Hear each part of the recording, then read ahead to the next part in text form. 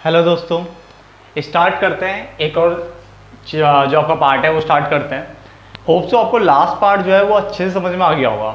ठीक है ना, तो स्टार्ट करते हैं। देखो नया ये पार्ट है, तो सबसे पहले स्टार्टिंग है पूंजीगत वस्तु है, क्योंकि देखो हमने वहाँ पे उपभोग वस्तुएं पढ़ लिया था। अब दूसरा जो हमारा बनता है नहीं, कंज्यूमर के जो गुड्स थे, ठीक है, उन्हें पढ़ लिया था, नहीं कंजम्पशन गुड्स या कंज्यूमर गुड्स। अब हम पढ़ेंगे पूंजीगत वस्तुएं। तो पूंजीगत वस्तुएं क्या होती हैं, यानी कैपिटल गुड्स क्या होता है, पढ़ लेता फटाफट से। तो उसने बोला पूंजीगत वस्तुएं वे वस्तुएं होती है जिनका उत्पादन की प्रक्रिया में कई वर्षों तक, यानी काफी लंबे टाइम तक, लॉन्ग टर्म तक जो है प्रयोग किया जाता है, यानी जिनका उत्पादन की प्रक्रिया में कई वर्षों तक प्रयोग किया जाता है। यानी हमारे दिमाग में आ गया इतना पोर्शन, समझ इतना तो समझ में आ गया होगा कि सबसे पहली बात क्या बोली उसने कि पूंजीगत वस्तुएं वे वस्तुएं जिनको लंबे समय तक उपयोग किया जाता है। क्लियर। नंबर 2 उसने बोला जिनका मूल्य भी क्या होता है, अधिक होता है। ये भी आपको याद रखना है। तीसरी चीज, पूंजीगत वस्तुएं उत्पादकों की स्थिर परिसंपत्तियां होती है। स्थिर परिसंपत्तियां मतलब फिक्स्ड एसेट्स होती है। क्या होती है? फिक्स्ड एसेट्स होती है। Fixed assets. क्लियर। तो हमने वर्ड क्या बोला, दोबारा ध्यान से देखो कि 3 चीजें आई अभी तक। पहला, उत्पादन की प्रक्रिया में कई लंबे टाइम तक यूज होगा, पहली चीज। नंबर 2, उनका मूल्य भी अधिक होगा, यानी प्राइस भी थोड़े ज्यादा होता है। नंबर 3, ये जो पूंजीगत वस्तुएं होती है उत्पादकों की स्थिर परिसंपत्तियां होती है। स्थिर मतलब एक तरह से स्थायी, ठीक है ना। जैसे आपका घर, तो घर यानी बिल्डिंग हो गया, और जो बिल्डिंग होती है ना, ठीक है ना, वो भी आपका स्थिर होता है। प्लांट एंड मशीनरी बोलूं तो स्थिर होता है, मैं उनकी बात कर रहा हूं। क्लियर। तो यहां पे हो गया। तथा इसमें मूल्यह्रास शामिल होता है, यानी इस पे डेप्रिसिएशन लगता है। आप जैसे मान के चलो आपने प्लांट एंड मशीनरी, तो एग्जाम्पल में लिखा हुआ है प्लांट एंड मशीनरी, इसका एग्जाम्पल लिख दिया मैंने। तो जब आप कोई मशीनरी लेके आते हो, या आप मान लो कोई कार वार खरीद के लेके आए, तो उस जो कार जब आप खरीद के लेके आते हो, तो क्या आज उसकी कार की कीमत मान लो 30 लाख रुपए है, तो 1 साल बाद भी क्या उसकी कीमत 30 लाख रुपए रहेगी? या आप ये कोई फोन खरीद के लेके आते हो, आज मान लो एप्पल कोई भी फोन आप लेके आए, तो आज जो उसकी कीमत है, क्या 1 साल बाद उसकी वो कीमत रहेगी? हर किसी को पता है ऐसा नहीं होता। कीमत हमेशा क्या होती है, डाउन रहती है। डाउन क्यों होती है? क्योंकि उस पर क्या लग जाता है, मूल्यह्रास लग जाता है, यानी डेप्रिसिएशन, मूल्य का ह्रास होना, यानी कमी होना। क्लियर।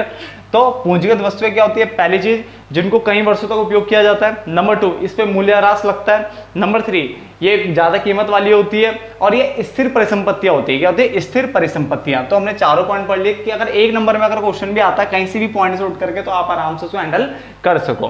क्लियर। उसके बाद दूसरा पॉइंट हमारा है कि क्षेत्रीय अर्थव्यवस्था, यानी हमारे यहाँ कितने क्षेत्रीय अर्थव्यवस्था होती है। तो क्षेत्रीय अर्थव्यवस्था बोलूं तो वैसे तो 2 क्षेत्रीय अर्थव्यवस्था भी है, 3 क्षेत्रीय अर्थव्यवस्था भी है, और 4 क्षेत्रीय अर्थव्यवस्था भी है, यानी 2 सेक्टर इकोनॉमी, 3 सेक्टर इकोनॉमी और 4 सेक्टर इकोनॉमी। क्लियर।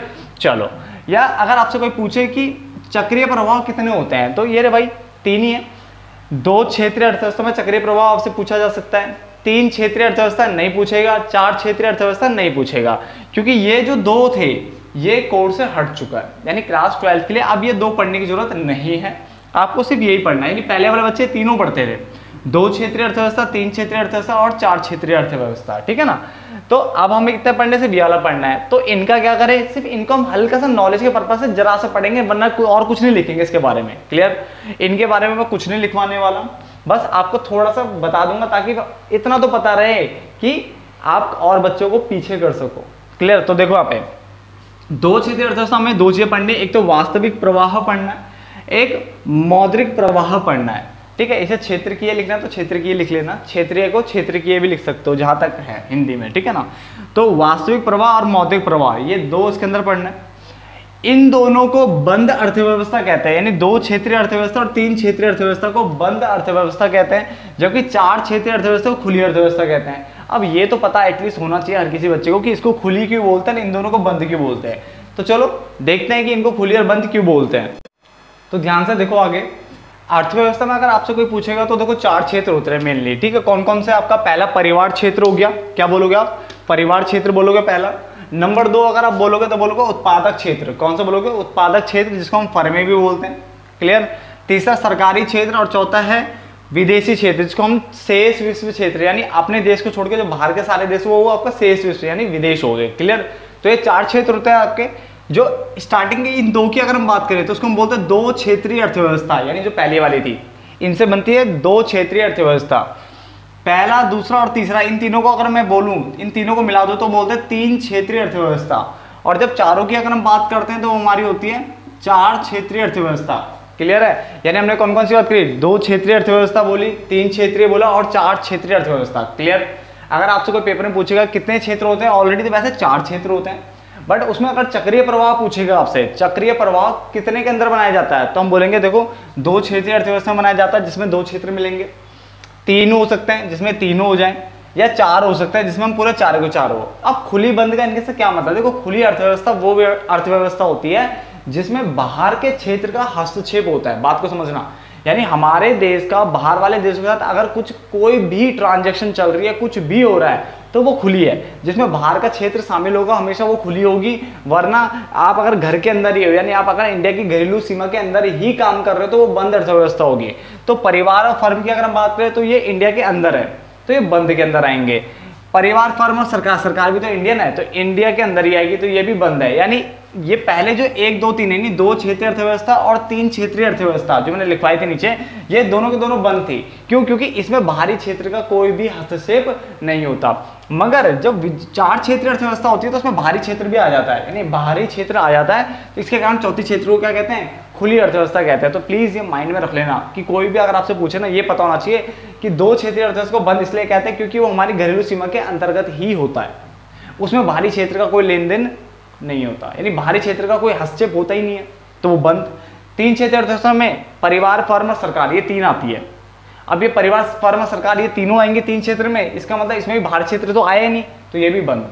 और 4 क्षेत्रीय अर्थव्यवस्था में परिवार, उत्पादक यानी जो आपका फर्म थी वो, उसके अलावा आपका कौन है? सरकारी क्षेत्र, और चौथा आपका विदेशी क्षेत्र यानी बाहरी क्षेत्र भी आ गया, तो उसका मतलब ये खुली अर्थव्यवस्था, क्योंकि अब एक देश का दूसरे देश के साथ भी ट्रांजेक्शन हो जाएगा यहाँ पे। क्लियर? तो 2 क्षेत्रीय अर्थव्यवस्था हमने नीचे पढ़ी थी जिसमें परिवार और फर्म आएंगी, बंद अर्थव्यवस्था है, बाहरी क्षेत्र का कोई हस्तक्षेप नहीं है। 3 क्षेत्रीय परिवार, फर्म और सरकार, बाहरी क्षेत्र अभी भी नहीं आया, तो बंद अर्थव्यवस्था। चौथी क्षेत्र परिवार, फर्म, सरकार और बाहरी क्षेत्र भी आ गया, तो ये खुली अर्थव्यवस्था। क्लियर है? यहाँ तक हमने कर लिया। अब आगे बढ़ते हैं। आगे स्क्रीन पे देखिए फटाफट से।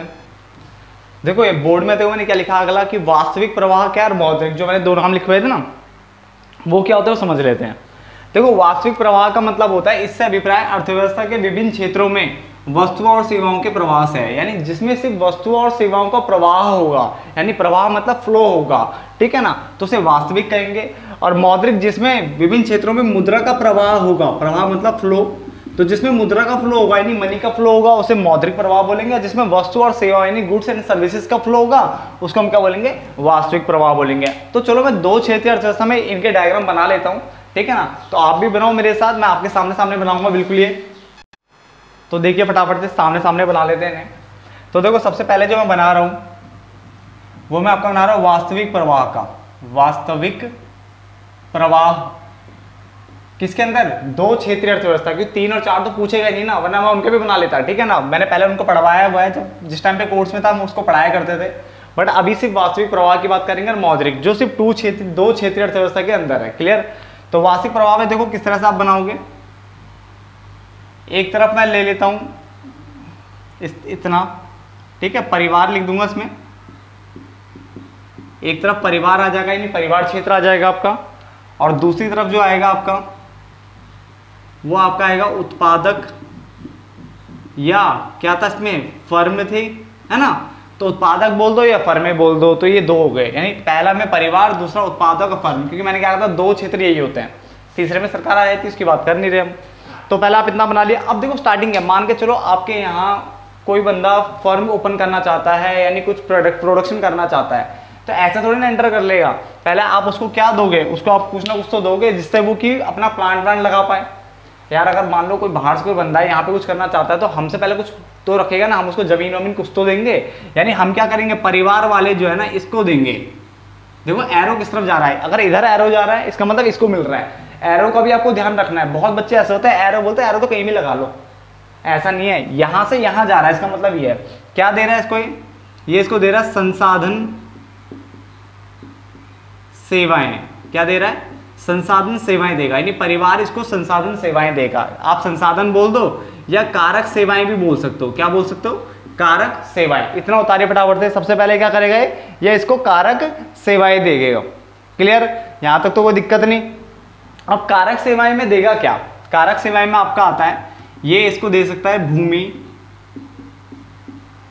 पूंजी, श्रम और उद्यम। ये जो चार थे आपके फैक्टर प्रोडक्शन, ये इसको देगा है, किसको, उत्पादक को देगा। क्योंकि इन्हीं, देखो इसको जमीन चाहिए होगी, कैपिटल चाहिए होगी स्टार्टिंग में, है ना, मजदूर चाहिए होंगे तो आपके यहीं से कोई ना कोई जाएगा। उद्यम यानी जो उसके मेन जो बंदा होता है, ठीक है ना, वो भी क्या यहीं से उठ करके आएगा, तभी तो फर्म ओपन होगी ना कोई, ठीक है। तो मेन बंदा ये हो गया। एंटरप्रेन्योर की अगर बात करें तो वो भी यहीं से ही है। तो सारा परिवार से ही इधर को जाता है, पहली बात तो स्टार्टिंग में, ठीक है ना, यानी परिवार ही तो मतलब कुछ ना कुछ स्टार्टिंग करेगा ना। तो यहाँ से पहली चीज यहाँ गई। फिर जो फर्म है ये जो है इसको क्या देगा, इसको ये देगा वस्तुएं एवं सेवाएं। यानी क्या करेगा, उत्पादक क्या करेगा, उन भूमि, पूंजी, श्रम, उद्यम की मदद से वो उत्पादन करेगा और उन उत्पादन को किसको देगा, वो उस उत्पादन को परिवार को देगा। तो मैंने यहां तक तो आपको बता दिया कि आपने क्या करा, सबसे पहले परिवार ने दिया, उसको क्या दिया, आपको सब संसाधन सेवाएं दी, जिसमें इसने भूमि, पूंजी, श्रम, उद्यम बोला, ठीक है ना, ये दिया, जिसको मैंने कारक सेवाएं भी बोल दिया, आप कारक सेवाएं बोल सकते हो। और उसके बदले में उत्पादक फर्म जो है, नहीं उत्पादक बोलो या फर्म बोलो, वो क्या देगा, इसको वस्तुएं और सेवाएं देगा। क्या देगा, वस्तु और सेवाएं, जो कि उसने क्या करी है, उत्पादित करी है। तो यहां तक तो आपको समझ में आ जाना चाहिए। सबसे पहले उतार लिया यहां तक, ठीक है ना। तो ये जो पहला फ्लो बना ये आपका कौन सा है, वास्तविक का है। इसमें हम मुद्रा की बात नहीं करेंगे, वित्तीय संस्थाओं की बात यहाँ पे नहीं करेंगे, क्योंकि यहाँ पे मुद्रा की बात हो ही नहीं रही है। यहाँ पे सिर्फ क्या है, वस्तु और सेवाएं की, यानी इन्होंने, इसने सेवाएं दी, इसने इसको क्या दे दी, इसने भी वस्तु और सेवाएं दे दी, है ना। तो पहला वाला हो गया। उसके बाद हम मौद्रिक बनाएंगे। अब मौद्रिक में करना क्या है वो देखो, मौद्रिक प्रवाह, हेडिंग डाल लो अब भी साथ साथ में, मौद्रिक प्रवाह। तो वही चीज है, सबसे पहले हम इस तरफ करेंगे, वही परिवार क्षेत्र आ जाएगा यहाँ, इधर आपका क्या आ जाएगा, फर्म आ जाएगी, है ना, फर्म आ गई। अब पहले वाले में जो था ना उसका उस हिसाब से सोचो थे, वो सबसे पहले परिवार ने संसाधन सेवाएं दी थी, तो फर्म भी तो कुछ देगा ना उसके बदले। फर्म ने कुछ दिया, ये बताओ, फर्म ने तो सिर्फ गुड्स एंड सर्विस बनाए और परिवार को दिए, तो क्या फ्री में दिए होंगे, फ्री में थोड़ी ना दिए होंगे। तो पहला एक एक का बदला लेंगे हम। सबसे पहले संसाधन सेवाएं दी थी, तो उसका मतलब फर्म से कुछ ले लेना चाहिए था, और उसको हम बोलेंगे, जो फर्म देगा उसको बोलेंगे संसाधन भुगतान। क्या बोलेंगे, संसाधन भुगतान। यानी उन संसाधन के बदले परिवार कुछ ना कुछ लेगा, और उसका नाम यह है, क्या क्या चीजें लेगा, जिसको हम कारक भुगतान भी बोल सकते हैं। भूमि के बदले क्या लेगा, किराया, और पूंजी पे ब्याज, श्रम पे क्या ले लेगा, मजदूरी यानी वेतन, मजदूरी बोलो या वेतन, ठीक है ना। और उद्यम को क्या मिलेगा, मेन बंदे को, उसको मिलेगा लाभ। तो वो जो संसाधन सेवाएं जो परिवार ने फर्म को दी थी, अब क्या करेगा, परिवार उससे कुछ ना कुछ लेगा, यानी उन सेवाओं के बदले परिवार फर्म से कुछ चार्ज करेगा, और उसका नाम है संसाधन भुगतान या कारक भुगतान, जिसमें किराया, ब्याज, मजदूरी, वेतन, एक ही बात है, लाभ इसको लेगा। फिर फर्म बोलेगी चल ठीक है बेटा, तूने तो वहां से मेरे से ले लिया, अब ये बता मैंने तुझे क्या दिया था। मैंने कहा फर्म तूने मुझे गुड्स एंड सर्विस दिए थे, यानी वस्तु सेवाएं दी थी भाई, बना के तो परिवारों को तो मिलती है चीजें हैं। मैंने कहा ठीक है, तो इसका मतलब परिवार भी कुछ देगा, इसको क्या देगा, वो करेगा वस्तुओं और सेवाओं की खरीद पर व्यय। यानी ये क्या करेगा, वस्तु और सेवाएं जो उसने खरीदी है उस पर क्या करेगा, व्यय करेगा। ये क्या करेगा, व्यय करेगा, जिसको हम शॉर्टकट में क्या बोल सकते हैं, उपभोग व्यय। क्या बोल सकते हैं, उपभोग व्यय, यानी जो उसने उपभोग करा है उसके लिए वो खर्चा करेगा। और बीच में आप एक काम कर सकते हो, ठीक है, आप चाहे तो यहाँ पे एक एक्स्ट्रा डाल सकते हो, उसको बोलते हैं वित्तीय संस्था, यानी आपकी बैंक टाइप के लोग यहाँ पे आ जाएंगे। अब उसको किस तरह से करोगे, मान लो परिवार ने, देखो इसको भी इसी तरह से बनाना, परिवार ने मान के चलो बचत करी है, परिवार ने क्या करी है, बचत करी है, तो मैं ये कर सकता हूँ कि फर्म क्या कर सकती है उस केस में, बैंक से ऋण ले सकती है। अगर परिवार बचत करता है तो इसका मतलब क्या हुआ कि बैंकों के पास पैसा अच्छा खासा जमा हो गया। देखो वित्तीय संस्था और बैंक में थोड़ा सा डिफरेंस होता है, ठीक है ना। वो कई बार बहुत बच्चे बोलते हैं कि आप वित्तीय संस्थाएं और बैंक एक ही होता है। मैंने कहा भाई देख, डिफरेंस है दोनों में भी, ठीक है ना। आजकल के बच्चे पढ़ते ही नहीं है इतना डीप, मैंने पहले के इसमें था कि क्या सारे बैंक वित्तीय संस्थाएं होती है और सारे वित्तीय संस्थाएं को बैंक बोल सकते हैं, तो इसके ऊपर क्वेश्चन आता था, बट अब ऐसा कुछ है नहीं। तो अभी हम जो बात कर रहे हैं, तो फिर भी मैं इसकी बात करूंगा, बैंकिंग वो वाले चैप्टर में बात कर लूंगा। अभी तो सिर्फ इतना बोल रहे हैं, बैंक मान के चलो कि परिवार बचत करेगा तो ये ऋण ले सकता है, ये भी तो हो सकता है फर्म बचत करे, तो बिल्कुल फर्म भी बचत कर सकती है। फर्म बचत करेगी तो पैसा ही आएगा, याद रखना, और परिवार ऋण लेगा तो पैसा इधर। यानी मैं एक तरह से बोलूँ तो मैंने ये इस तरह से बनाया है कि परिवार जो है बचत भी कर सकता है, ऋण भी ले सकता है, फर्म ऋण भी ले सकता है, बचत भी कर सकता है, ठीक है। बट बनाने का तरीका देखो कितना अच्छा है कि हमने सबसे पहले जब मैंने परिवार को बचत करवाई तो मैंने इसको ऋण दिलवा दिया, इससे बचत करवाई तो उसने इसको ऋण दे दिया, है ना, ऋण ले लिया परिवार में, यानी परिवार लोन ले सकता है। तो ये हो गया आपका मौद्रिक प्रवाह, जिसमें मुद्रा का प्रवाह हो रहा है। देखो सबसे पहले वस्तु सेवाएं मिली थी इसको, तो उसने उस पर खर्चा करा तो पैसा यहाँ चला गया। इसने संसाधन सेवाएं ली थी परिवार से, तो संसाधन भुगतान कर देने, यहाँ पे भी क्या पैसा यहाँ आ जाएगा, क्लियर। तो ये आपको मौद्रिक प्रवाह हो गया, क्लियर। अगर आपसे कोई बोले इसके ऊपर लिखना है तो आप क्या लिख सकते हो, देखो खुद आपसे कुछ पूछ रहा हूँ, अगर आपसे कोई बोले कि खाली इसको लिख लो, नहीं डायग्राम बनाने का थोड़ा समझा दो, तो बिल्कुल समझाया जा सकता है। ध्यान से देखिए किस तरह से। आप सबसे पहले बोलना, पहले मौद्रिक प्रवाह और वास्तविक प्रवाह की डेफिनेशन लिख देना कि जिसमें वस्तु सेवाओं का प्रवाह होता है उसे वास्तविक प्रवाह कहते हैं, और जिसमें मुद्रा का प्रवाह होता है उसे मौद्रिक प्रवाह कहते हैं, क्लियर। नंबर 2, उसका लिखना कि इसमें बाहरी क्षेत्र का कोई हस्तक्षेप नहीं होता, इसलिए इसको बंद अर्थव्यवस्था भी कहते हैं।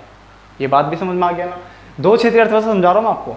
फिर उसका डायग्राम बना लेना। सबसे पहले वास्तविक के अंदर समझाना कि सबसे पहले परिवार क्या है, फर्मों को संसाधन सेवाएं देंगे, जिसमें भूमि पूंजी श्रम उद्यम वो उसको देंगे, और फर्म भी परिवार को क्या है, जो वस्तु सेवाएं वो उत्पादित करेगी उनको क्या है, उनको देगी, क्लियर।